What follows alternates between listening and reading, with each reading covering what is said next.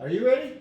I'm ready. I'm as ready as I'm going to be. Well, hi and welcome back to Drink This. It's been a while since we've had a guest. Yeah. So why don't we get straight to introducing Chris? You've been on the show before. I'm sure our many faithful viewers have remember Chris. He has the highest ranking show that we've done. Our Chilean. Did you know that? I cannot believe that. I'm actually the highest viewed guest on your show. Yeah. Proud to be. Over the ladies. Over Bridget Lennis, imagine that. Yeah. Couldn't believe it. Wow. No, neither do Bridget. I. So it's nice to get back to having some guests and sharing other opinions. Not that I have any issues being just with I my know partner, it can be but, tiresome, so it's good to have some. you know, it adds some new blood, some fresh blood. Yeah, it's always fun. So Chris, welcome and welcome back. Thank you guys. And Thank you. why don't we get down to the wine? So what did you bring with us? Of course, we'd like You made a to suggestion. we'd like to Right? leave Yeah. our guests to choose the wine. So what have you chosen? Well, guys, thank you very much for having me back. It's been a while. I really enjoyed the first show that we did together, and I know Bruce was a little shocked that I chose a white wine, but in the last 6 or 7 months, I don't think I've had a lick of red. Shock. Uh, Should we use? My use text, some of the I words? said, blah. Blah. Yeah. So but I've been drinking a lot of white wine this summer, and I don't know a whole lot about it, so I'm happy to be here with you guys who know more about it than I do. But I decided to choose something from France. I definitely like the old school wines, and this is a Château de Sancerre from Sancerre region of the Loire Valley, and it's a 100% Sauvignon Blanc grape. So it seems like it's quite refreshing. I'm looking forward to having a sip of it. So why waste some time? Just in general, we have 4 Sauvignon Blancs. That's the theme of the night, Sauvignon Blanc. That's Sauvignon White for our English viewers. Yes. So I don't know what definitely. does Sauvignon mean. Good question. What does Sauvignon? I do not know. Grape? We'll look it up and put it in the show notes. So the Pont de Sauvignon. Chateau de Sancerre. What year is De this? Sancerre, and I believe it's a 2020. 2020. Well, in general, these white wines like this, you want to drink within 2-3 years. In general, they're not going to sell it for 15 years. But it says 2019 on the label. 2019, that's perfect. Okay. It's close. Okay. Well, So- let's give the proper information It's a to COVID year. many viewers. We forget a year. We've pre-tasted most of these wines, so we'll kind of get to our descriptions more on the quick side. Nice light straw, yellow color to it. All the 4 wines we had very similar color, light straw. Although one, the biodynamic wine that Ron brought, actually had a little bit of sediment in it. Which Yeah, it had a cloudiness to it. But So we'll get to that one. In a Yeah. minute.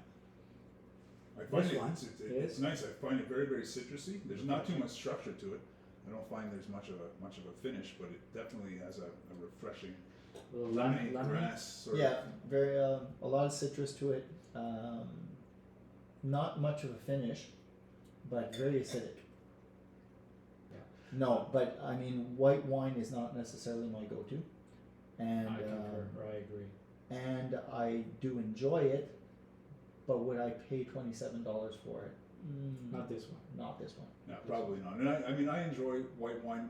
If you're gonna have a glass of wine without food, that's why I like to tend to go towards the white wines, because you can drink it on its own, and it doesn't it may be good with fish or pasta or some cheeses. However, I find you can enjoy it on its own. Whereas some red wines, if you get into big Cabernet Sauvignons, you need to drink it with food to really That's enjoy a terrific point. Yeah, I think you're Right. bang on that for sure. And had we not been doing this show, I probably wouldn't be touching as many white wines. And I think it's important to, if you want to expand your knowledge on something, well, you can't focus in on one category. That's what I really like having guests over, because they're gonna throw us a little curveball and bring in a wine that we don't drink all that often. Agreed. Speaking of curveballs, I heard our friend Steve Larkin isn't coming to our weekend retreat next weekend.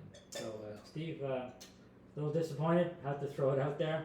All right. That's nice. So, Bruce, this is the wine you brought along for today. I believe it was used, but it's still pretty tasty. Pouilly Fumé, Pouilly, which is an appellation in the Loire Valley. Yours was Sancerre, That's right. another appellation in the Loire Valley. Old school, old world wines. Old school, they know what they're doing. They do. In general, can sort of say I prefer old world wines. Italians are my favorite wines. These guys have been doing it for many generations. They just seem to, it's in their blood. They know what they're doing, right? Well, These guys, third or fourth generation making wine at the same property. So you can't beat that. No, I said it before. I mean, winemakers are passionate about what they do, and it's a generational thing. I should mention the estate is Cédrick Bardin. Did I pronounce that correctly? Cédric Bardin? Bardin. Yes, it is. 2020, I believe. Yeah, Pouilly Fumé, Sauvignon Blanc, grape. Not too Again, it's different than the other 100% one. Sauvignon Blanc, I believe, right? I think it is. Yep. I get a little hint of earlier I called it green pepper, but maybe we said more like grass that we didn't get on the first one. First one was more lemony. This I find is more a combination of green apple, citrus with a bit of that grass vegetal nuances. thrown in. Definitely green apples, fruits. You get a bit of that vegetal. Yeah, I definitely get some grass, lemongrass. I find you hit it on the head with that green apple, and I find it a little bit sweeter than the Château de Sancerre, but still on the dry side. But again, a little bit more structure to it. I find on the finish there's a little bit more to it. How would you compare the two? Again, it depends. If you're going to sit back and just plow wine, I think I would go with the Château de Sancerre, as it's a little bit lighter, whereas this one is maybe c'est un peu plus gras, fattier, you know. Yeah. This has a I'd love much to have longer some finish to nice it. fish with this or something. I find that this Pouilly Fumé a little more complex, Yeah. so I prefer it. Yeah, the Pouilly Fumé, it has but I mean, we're talking, and it's still I can still feel something going on in my mouth. Price wise, we're about $26 and $25, so we're right in the same Pretty range. much in the same And, price range. I'm gonna say I slightly prefer this one. I agree. I think there's a lot more going on. It's more complex. There's there's a nice finish to it. We'll try and put some scores for each wine down in the notes below. Once To we're all me, done with this is that. an 8 versus the 7 of the. I had 7, and Sancerre. this one I put 7.5 plus. Oh. So I was cheating a little bit with the 7.5 extra plus. character. Yeah. Plus what? I put it the same. I'm going with an 8 too. I enjoy them both very much, to be honest. Yeah, absolutely. All right, fantastic. And I'm looking at the 14% alcohol on white as well. I mean, that's pretty high. It's not as acidic as the Château de Is Sancerre. that typical for Loire Valley wines? I don't know. I believe that they are a Probably. little higher in ABV, alcohol per volume. But all right, so now we get to the good stuff. The wine I'm bringing is also a Sancerre, Sauvignon 100%. Didn't know. I mean, I'm not the guy who walks into our local wine store and asks for a white. So I went in with a particular idea of picking up something different. I was looking actually for an Austrian Sauvignon Blanc, which they didn't have. And the expert pointed me in this direction. He said, this is a fantastic Sancerre 100% Sauvignon Blanc. And so I took his word for it. Did a bit of reading on it. This family has been making wine for 10 generations. And they made a conscious choice some years ago to not only go organic, but to go biodynamic. So not only do they adhere to organic rules, and there's no pesticides, no nothing, but they also follow the cycles of the moon. They're very conscious about what they use to irrigate the land, and it's incredible, the process. I mean, I don't even understand that part of it, but I think it's incredible how much detail goes into growing the vines. The vines give back to the land, the terroir gives to the, so basically it's very organic as a process. Well, that word's overused a little bit, organic, lately especially, but there's a lot to be said to that, and thankfully, a lot of the wine industry is moving in that direction. We see a lot of organic wines. A lot don't have their organic certification, but Right. they use biodynamic processes. One that I love, which is one of the Chilean wines. I don't know if we had it on the show. It's called Coyan. It's another Mhm. organic winery in Chile. Yeah. They make fantastic wines, and so it's really, really nice to see so much of the wine industry getting back to nature, making good wines, Agreed. not throwing chemicals on everything. Yeah, and I think, even to add to that, like Ron said, 10 generations. I mean, I'm sure there's, they've transitioned to this probably in the last maybe 2 generations or Yeah, the last exactly. generation. It Yeah. seems to be One a generation. trend. Yeah, Exactly. It's And the uh, Fouassier family have been involved, from day one. So they actually make, a point of making a fantastic wine. And secondly, knowing where they're going, not just 10 years from now, but the next generation and the following generation. This And I was think the they'll only be wine very well. we actually noticed a little bit of film in it. Like it's not really. There is a totally filtered, cloudiness to this, exactly. which actually makes it sort of feel more real, for lack of a better expression. Like it's not overly manipulated. It's just it is what it is. Right, and everything that I've read on this wine didn't mention, but I would,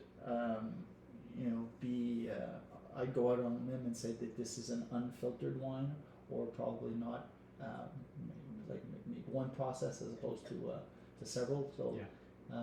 And it's a really nice color, very consistent with the other two, Yeah, straw.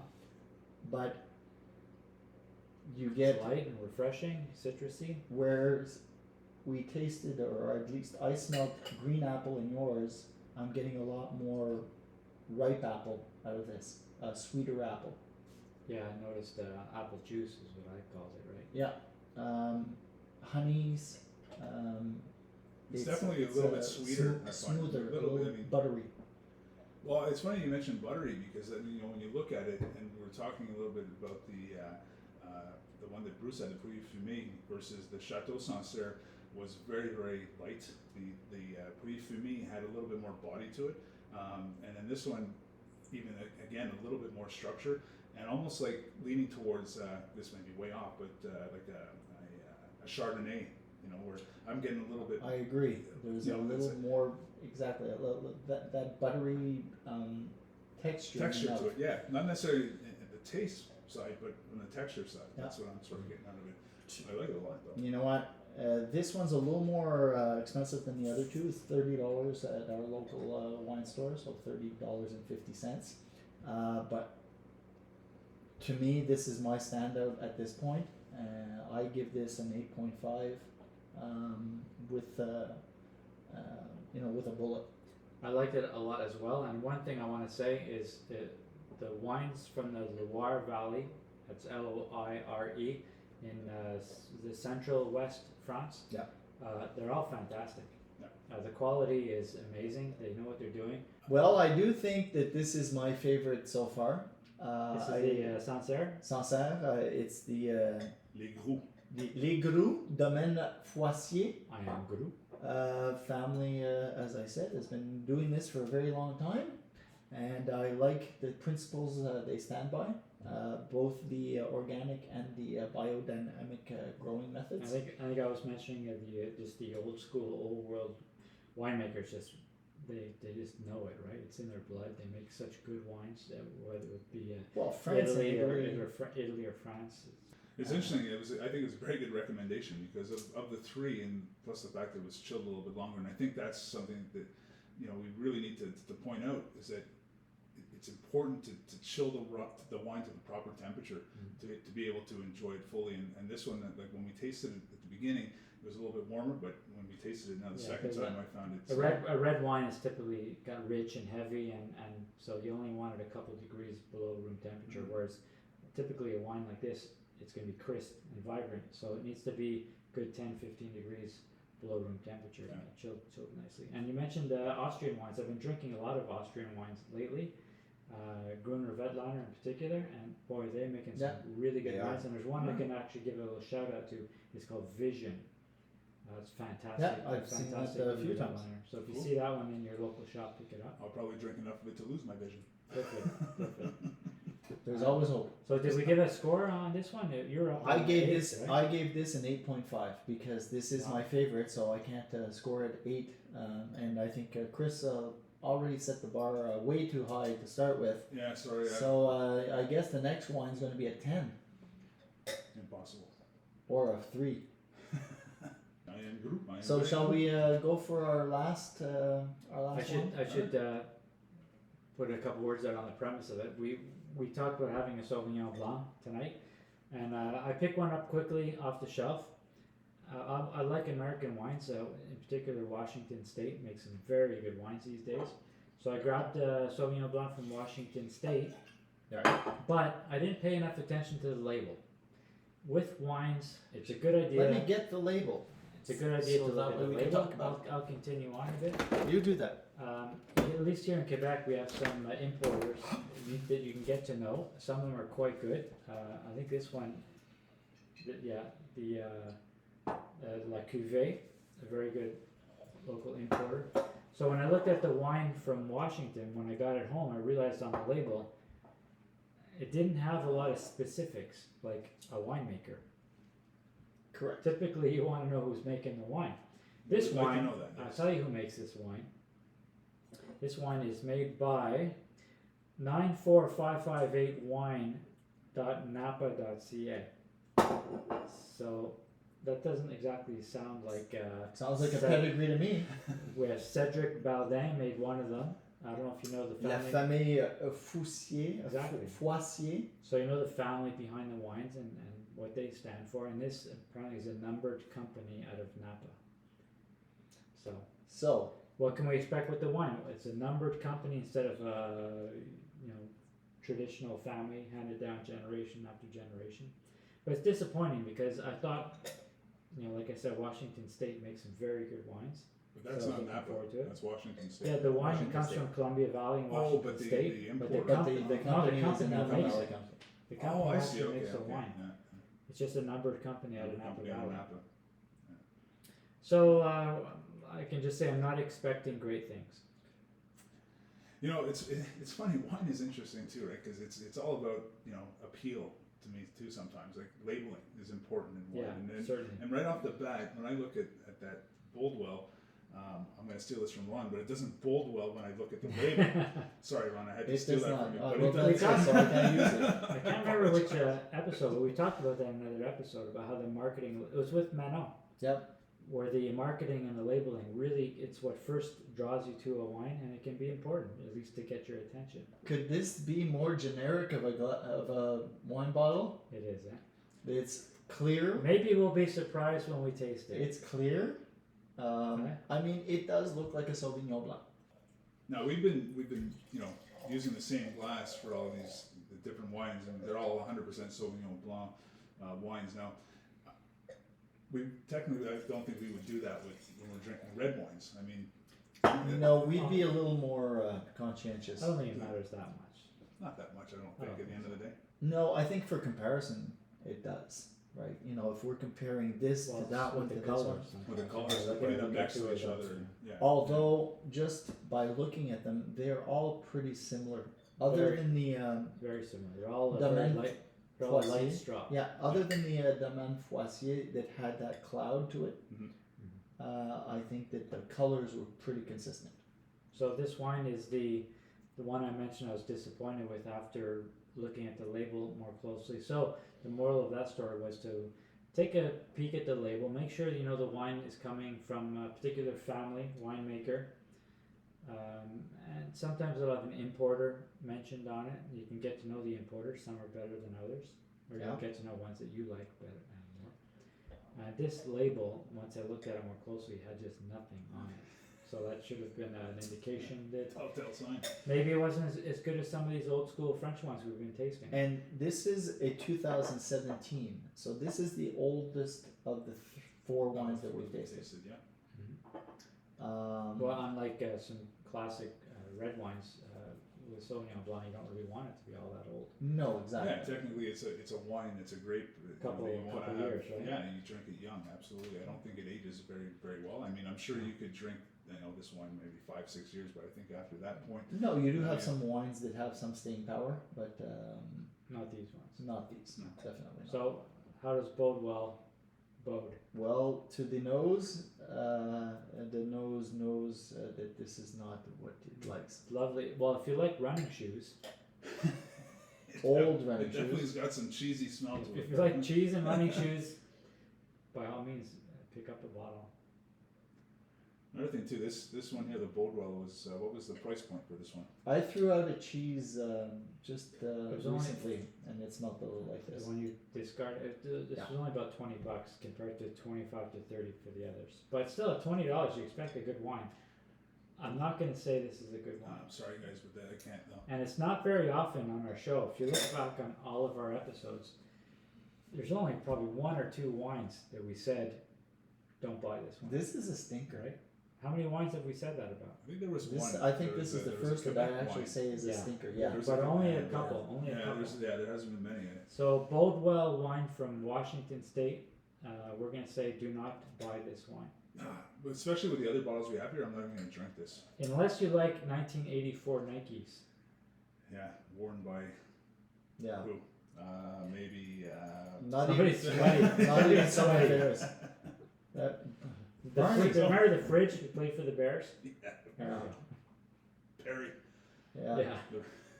Yeah, William Perry. Pair of Yeah. Nikes worn by William Perry. If you like that sort of thing in your beverage, There's try it. really nothing. No, but it definitely Appealing has a about this. distinctive smell of strong cheese, like you said, sweaty shoe. Especially lined up to these nice French wines. There's nothing There's really nothing good good. about it. So how about we cut to the chase, pick our best wine.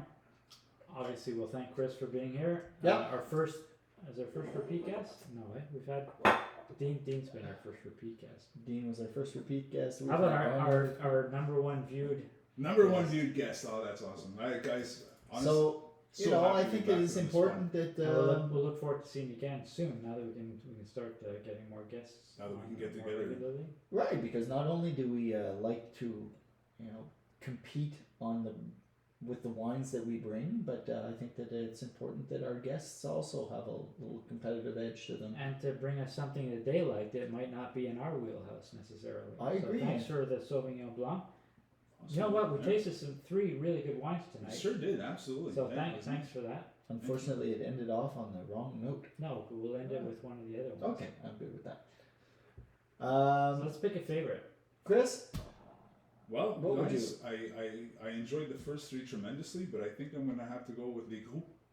That would be mon coup de cœur ce soir is Les Grous. I think it's probably the most well balanced wine of the four that we tasted, and it's the type of wine that you can drink on its own, or you can drink it with some cheese and crackers or a nice piece of fish. So so the would, Domaine definitely, Fouassier 2019. yeah, that would be my go-to, and I gave that one a 9 for sure. I'm gonna, if I can jump in, call it a bit of a tie between that one and the Pouilly Fumé that I brought from Cédric Bodewell. What was it? Bodewell? Yeah, Bardin. Bardin. So they Bardin. I like both of them quite a bit, but I really want to give the nod to a family that is going into the biodynamic route, because I think that's fantastic when you can make wines more closely to the old traditional stylings without the chemical additives and this and that. But to me, my standout is the Domaine Fouassier, the Fouassier. It really does hit a special spot in my palate. I like the finish. It's not, again, I don't drink too much white wine, but this is very nice. I think So with a nice piece of fish. To generalize, I can say that Sauvignon Blanc from the Loire Valley in France, you pretty much can't go wrong. Tonight we're talking $25 to $30 price point. Yep. They're all terrific. So don't be shy about picking up some of those. No, definitely not. And don't be shy to ask your local wine expert. Yeah, I know ours are terrific around here.